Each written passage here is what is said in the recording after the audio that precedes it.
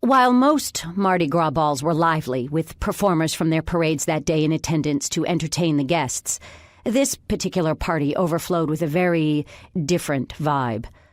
I looked around me at the rich and powerful who made up the guest list, sizing everyone up, their connections and names more of a resume than their educations or careers.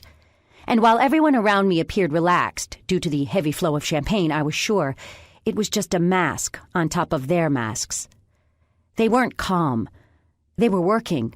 Deals were being made and relationships bought, and the politicians were always on the job. But still, there was a charge in the air. It was Mardi Gras in New Orleans, after all. It was the time of year when many locals escaped the city, with the tsunami of tourists clogging the streets and the traffic turning what was normally a 15-minute drive into 3 hours as constant parades blocked your route. The city and its surrounding areas hosted between 40 and 50 parades every Mardi Gras season, and each parade had a crew, a not-for-profit organization that donated money to build the floats, some costing as much as $80,000, while the crew members enjoyed the privilege of donning masks as they tossed beads and other trinkets into a bedlam of outstretched hands and screaming crowds. This particular crew was exclusive, almost aristocratic with its money and political connections. Lawyers, CEOs, judges, you name it. Anyone who was anyone in this city was here tonight.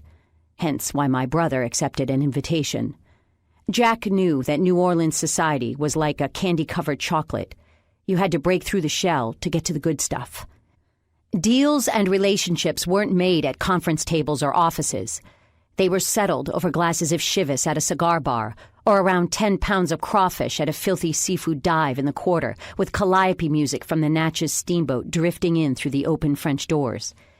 People didn't trust signatures so much as they trusted your ability to bullshit while you were drunk. All reasons I loved this city. It held the history of weathered storms, of blood, sweat, music, agony, and death, by people who expected to fall but knew how to get back up.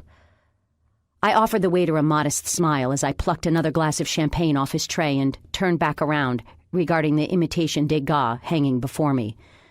Oil on canvas would burn quickly. Very quickly, I mused, inching closer as the chill from the champagne flute seeped through my manicured fingers. God, I was bored. When I started fantasizing about inanimate objects going up in flames, it was time to call it a night. But then I felt my phone vibrate against my thigh, and I straightened, pulling away from the painting again.